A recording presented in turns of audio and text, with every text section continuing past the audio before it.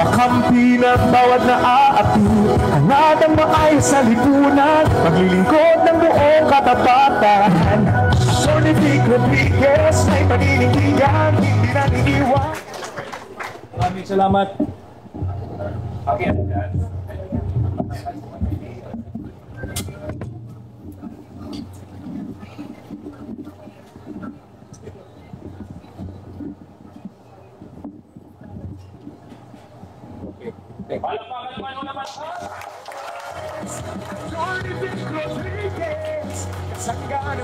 Maraming salamat at magandang gabi muli sa inyong lahat. Isang malaking karangalan na nagkaharap-harap muli tayo at napapansin ko palaki ng palaki ng palaki ng palaki ang ating grupo. Just 4 months ago to be exact, October 8 of 2024, hindi ho ako ang dapat nakatayo sa harapan ninyo ngayong gabi. 4 months ago, hindi ko nakitaan ang aking sarili na ako'y muling iikot sa buong Pilipinas, mangangampanya, at higit sa lahat, hindi ko nakitaan na ang kinakampanya ko pala yung sarili ko na. I was invited January 28, 2024 to be part of the coming out of Hakbang ng Maisog sa Davao upon the invitation of President Duterte and of Cabinet Secretary Juni Basco. And so I went doon sa January 28, 2024 event natin sa Davao. Ang Hakbang ng Maisog is a social movement that's advocating for transparency, accountability, peace, and security. And just a brief background, noong January 28, 2024, ang mahigpit na tinututulan ng Hakbang ng Maisog ay yung huwad na People's Initiative at Peking Charter Change. Iyan ang mahigpit na tinututulan ng Hakbang ng Maisog. At nagtuloy-tuloy yung ating pagkilos at naging matagumpay naman sapagkat itinago nila pansamantala yung Peking People's Initiative at huwad na Charter Change. Tinago lang nila yan pero nakaambayan. At nagpatuloy nga yung Hakbang ng Maisog, nandyan na hinaharang tayo sa lahat ng ating pagkilos. Ito'y payapa at malayang pagpapahayag ng ating pagtutol sa maraming baluktot na polisiya at pamumuno ng kasalukuyang administrasyon. Naharang tayo, hindi tayo binibigyan ng permit. Yung mga mayor na binigyan ng permit, suspendido. Yung mga mayor na nagbigay ng permit, dinismiss sa serbisyo. Ganyan kalala ang supresyon na ating pinagdadaanan magpahanggang sa ngayon. At nung papalapit na ang deadline ng filing ng candidacy, nag-usap-usap patuloy ang Hakbang ng Maisog. I cannot forget the encouragement I got. First from President Rodrigo Roa Duterte. He asked me, anong plano mo, Vic? Sabi ko, wala Mr. President. Tuloy-tuloy lang tayo sa Hakbang ng Maisog. Sasamahan ko kayo sa pag-iikot at ang ating advokasya for transparency, accountability, peace, and security. Sabi ni Pangulong Duterte, dapat kang komandidato bilang senador. Mr. President, hindi po para sa akin yan. Tutulong ako, mangangampanya ako, pero hindi po para sa akin yan. Sabi niya, hindi, pag-isipan mo. Sige ako, mahaba pa naman. Nagpatuloy yung aming ugnayan at yung ating Hakbang na Maisog hanggang sa hindi na talaga maiwasan na pag-usapan ng politika sapagkat papalapit na yung deadline ng filing ng candidacy. Subalit ako rin mismo sa sarili ko ay hindi ako kumbinsido na ako ang dapat na naririto. I was all for President Duterte had he run for or decided to run for senator. Sinabi ko yan kahit kay Manong June, bigyan niyo lang ako ng kahit kapirasong espasyo, pag-isipin niyo ako, pagtrabahuin ninyo ako, sasamahan ko si Pangulong Duterte mangampanya 24/7. Subalit may mga ibang plano na nagaganap sa ating buhay hanggang sa dumating yung October 5. Nagpulong-pulong yung core group ng Hakbang ng Maisog. Nandyan pa rin siyempre si Ma'am Chuchi na kasama doon sa pagpupulong at nag-usap-usap. Papunta sa akin yung direksyon, papunta sa akin yung hamon na pamunuan ang tunay at maisog na oposisyon. Hindi ko makakalimutan yung aking sinabi. Why should I even consider running for senator? Am I even known enough nationwide for me to consider running for senator? Yun ang aking tanong sa kanila. Hindi ko sinabi, ako ba'y kilala na? Enough for me to win, no. Ang sabi ko sa kanila, ako ba'y sapat ng kilala sa buong bansa para i-consider ako na kumandidatong senador?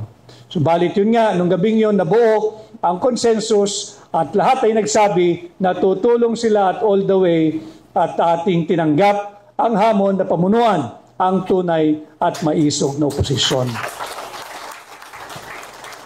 Fast forward to today, napakarami ng issue. Hindi na lamang yung Peking Charter change at huwad na People's Initiative. Kasalukuyan, nandyan yung laganap at talamak na korupsyon. Grabe ang kurakot sa gobyerno. At yan ay napatunayan natin nung ating ipinakita kasama si Pangulong Duterte at si Congressman Sid Ungab, yung mga blanco doon sa tinatawag nating Final Bicameral Conference Committee Report. Pilit nilang tinanggi. Nariyan ng unang sinabihan, sinungaling daw si Pangulong Duterte. Hindi pa nakontentong Malacanang. Sinabing kami raw ay mga huwad at malisyoso dahil ang aming pinapakita ay hindi naman totoo. Subalit aming ipinakita ang aming pinangahawakan at bandang huli ang sinasabi ng Malacanang, hugas kamay, wala raw silang kasalanan kung sakaling may blanco itong Bicameral Conference Committee Report. At nagpatuloy, nakita naman natin ang naging resulta ng paglalahad na yan. Galit na ang sambayan ng Pilipino. Nararamdaman na ng mga korap sa gobyerno yung galit ninyo, sambayan ng Pilipino. Kung kaya't minadali nila at final yung impeachment laban kay Vice President Inday Sara Duterte. Ito yung mga hamon na ating kinakaharap. Subalit hindi tayo magpapatinag at hindi rin tayo muli magpapabudol at magpapadala dito sa ginagawa nilang diversion. Itong impeachment complaint or yung articles of impeachment na transmitted na sa Senado ay isang malaking distraction o diversion. Gusto nilang mawala ang usapin sa napaka-maanumalyang 2025 budget. Yung 2025 budget is illegal, immoral, criminal, unlawful, and unconstitutional. Subalit makikita natin, hindi lamang yung 6.325 trillion 2025 budget ang kanilang ninanakaw. Pati ang posisyon ng pangalawang Pangulo ay tahasan na nilang pinagtatangkaang nakawin. Huwag tayong pumayag.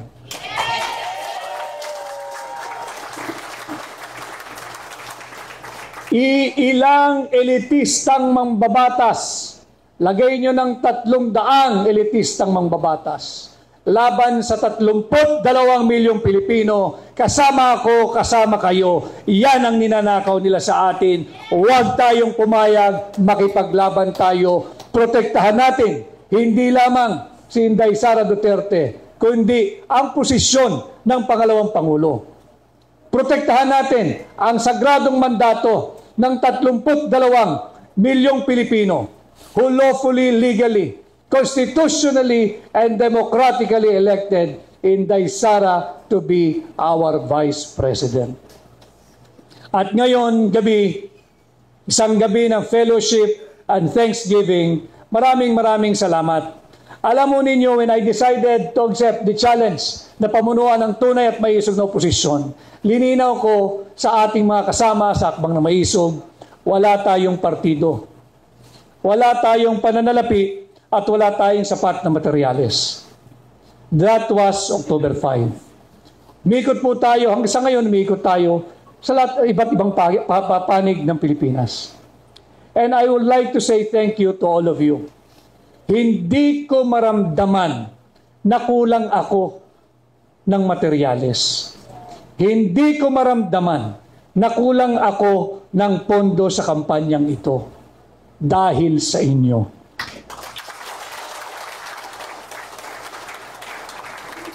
Ang dami kong nakakaharap na tao. Yung iba'y nagdo-donate, 20 pirasong tarpaulin, 50 pirasong tarpaulin, 20 pirasong t-shirt. Ito'y galing sa kanilang perang pinaghirapan. Na dapat sana ay iuwi na lamang nila para merong pagkain sa kanilang hapagkainan. Subalit, binibigay nila ito sa ating kampanya. Hindi dahil ako ay si Atty. Vic Rodriguez. Hindi. Nalalaman ko yung kahulugan. Sa bawat sentimo, sa bawat pisong ibinibigay ninyong tulong sa ating kampanya. Gusto ninyo ng pagbabago. Gusto ninyo ng katinuan sa gobyerno. Gusto ninyo na higit na mabuting bukas para sa atin at higit sa lahat para sa ating mga anak.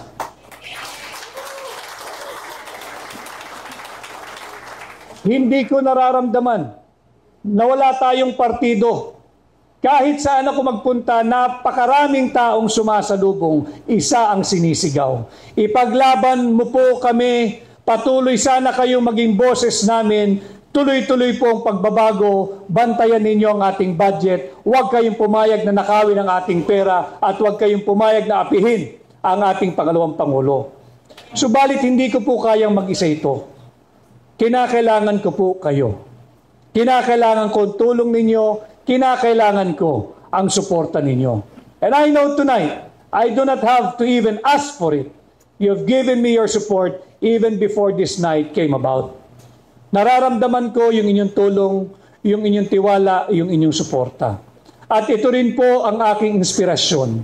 Sinabi ko ho sa aking core group, salamat kay Manong Jun Evasco, tinanggap na maging campaign manager. Salamat sa aking mga kasama. Alam ho nila, kahit si Yusek Pen Libres, nakakaramdam din po ako ng pagod katulad ninyo.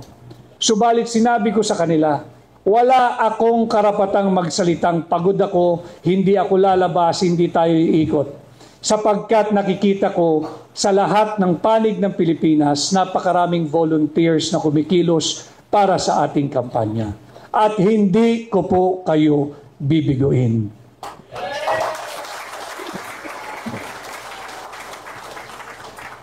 Three days from tonight, magsisimula na opisyal ang ating kampanya. Malayo na po at malaki na rin ang ating na-cover na lugar. Marami na rin po tayo nagawa at marami na rin po ang ating mga nakasama at higit na lumalaki ang ating samahan. Subalit, wala pa po tayong naipapanalo. Ang naipapanalo natin ay yung puso at damdamin ng mga Pilipino ay naniniwala na panahon na maglagay kayo ng bago sa Senado. At sa tulong po ninyo, makakapaghatid po kayo ng bago sa Senado ngayong 2025 pagpatuloy tayong magkaisa. At again, tonight is not the night to be making political speech in front of you. It's more of me saying thank you to each and every one. Maraming salamat, uulitin ko.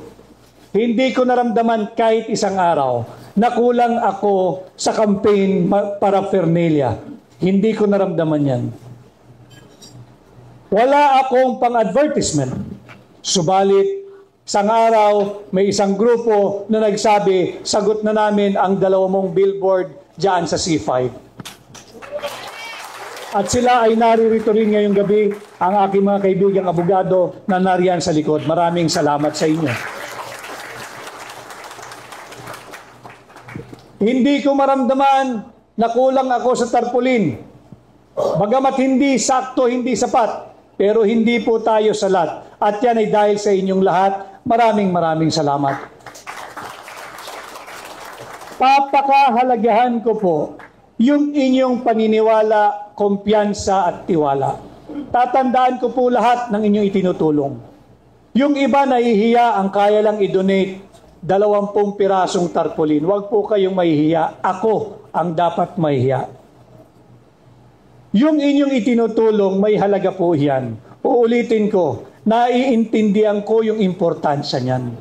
Imbis na iuwi ninyo sa inyong pamilya, ordinaryong tao nagpapaimprenta. Nagpapaimprenta 20, 10, 50, may halaga po yan. At yan ay hindi ko kakalimutan. At sa paghatid nyo sa akin sa Senado, ito ang aking batayan araw-araw at hindi ko sisirain ang inyong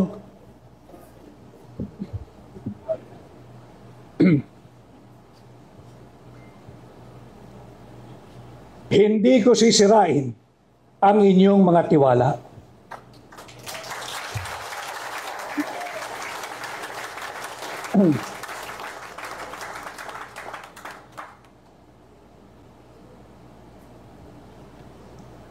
Napakabuti po ninyo.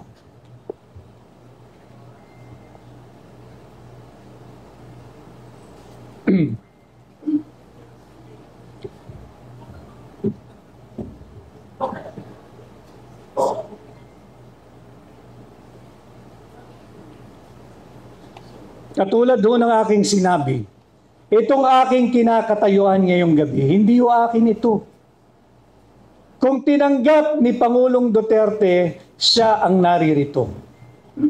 Kung nagtinanggap ni Mayor Baste Duterte, siya ang ating kandidato para senador. Subalit, ganun po talaga ang tadhana, ganun po talaga ang buhay. Ako'y naririto. Hindi ko sasayangin ang inyong tiwala.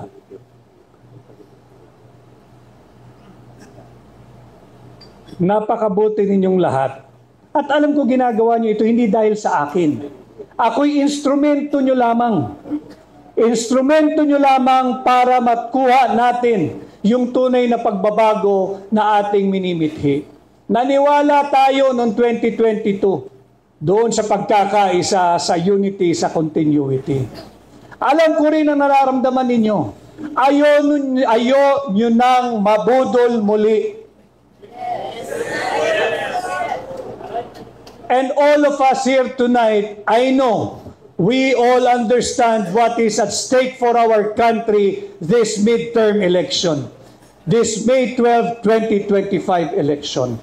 Huwag nating sayangin. Pagtulungan natin, tayo'y patuloy na magkaisa. At sisikapin kong gampanan lahat ng inyong iuutos o ipagagawa sa akin sa kampanyang ito.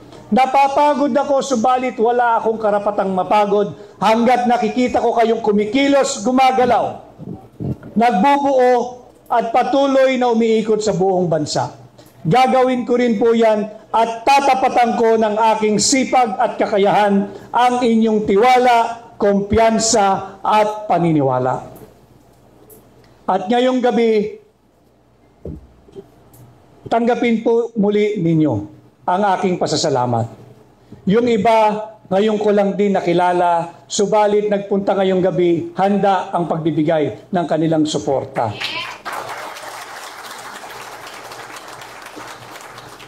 At marami pa ang gustong dumalo, subalit may mga previous schedules at marami naman ang narariyan at nagpapadama ng kanilang suporta araw-araw.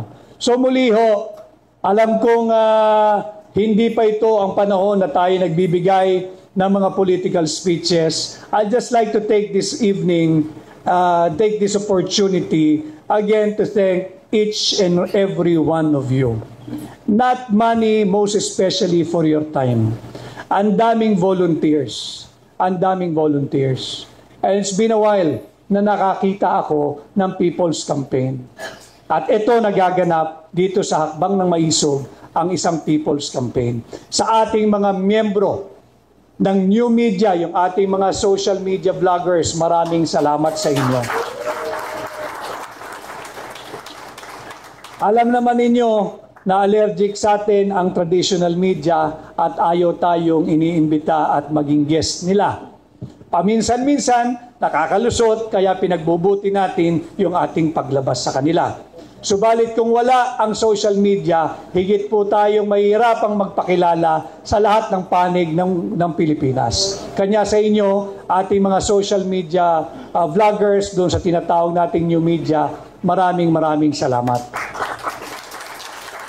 Wala man po tayong pang-advertisement, pero narariyan kayo, lagi kayong kasama, lagi kayong nagbibigay daan at nagbibigay espasyo para sa akin, kaya tayo patuloy nakikilala sa iba't ibang panig ng ating bansa. Maraming salamat.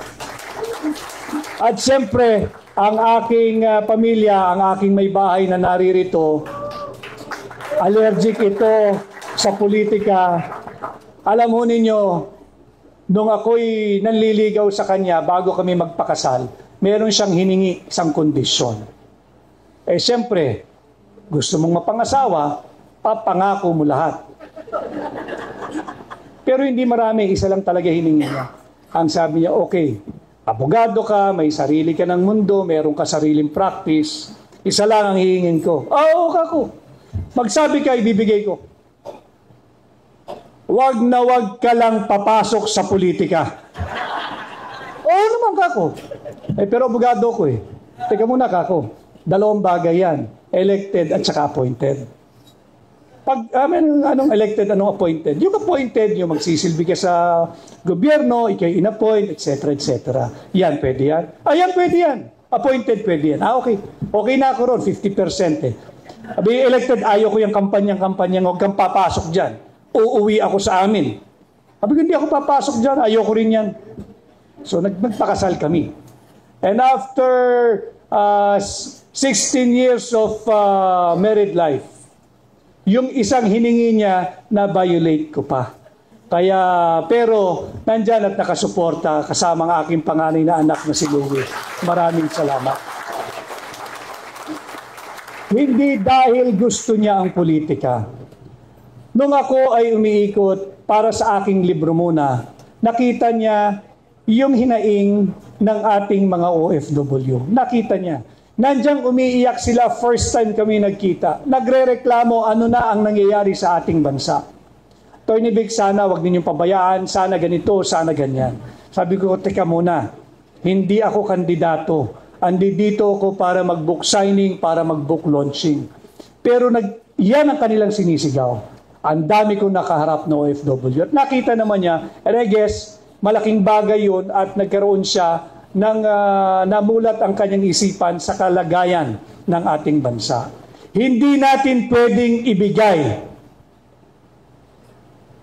dito sa Marcos administration para magpatuloy lang ang pagnanakaw nila sa pera ng Pilipino.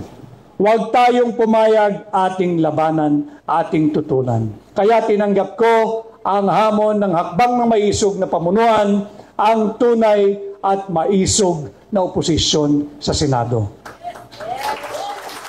At hindi ko rin makakalimutan nung ako ay nag-file ang aking candidacy. Sinabi ko ron at sasabihin ko uli, ang aking katapatan ay tanging sa Republika ng Pilipinas lamang. At ang aking nais kapartido at kaalyado ay kayo, sambayanang Pilipino. Kaya ako'y kumandidatong independent kasama ang hakbang ng maisog. Kaya muli, maraming salamat. Tanggapin ninyo ang aking taus-pusong pasasalamat. Alam naman ninyo na yung nais nating gustong gawin sa Senado. Subalit, tulungan po ninyo akong mangampanya. Tulungan ninyo akong mangampanya. Maging aktibo kayo sa ating kampanya. At pag tayo'y nagkaisa, ngayong 2025, posible ang pagbabago pag kayo ay naghatid ng bago sa Senado. Maraming salamat. Ako po muli, si Atty. Vic Rodriguez, Pilipino, abogado, maisog. Magandang gabi sa ating lahat. Mabuhay Atty. Vic Rodriguez! Mabuhay! Sa lipunan, maglilingkod ng buong katapatan. Senator Atty. Vic Rodriguez! Number 56 sa balota. Atty. Vic Rodriguez, makakaasa po kayo na iboboto po namin kayo sa darating na eleksyon. Palakpakan po natin ang umutal na pa si Atty. Vic Rodriguez. And now gentlemen, here Attorney Vic Rodriguez. Smile po. Doon naman po tayo sa ating mga photographer.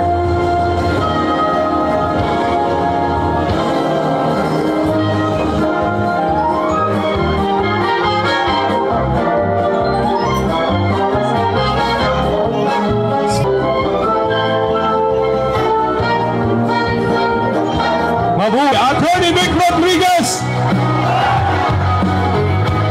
More smile! Attorney Vic Rodriguez. Nitong groupie na ito, magkakaroon po tayo ng first group, yan, first sector, na pagpapalitrato kasama po ang ating Senator.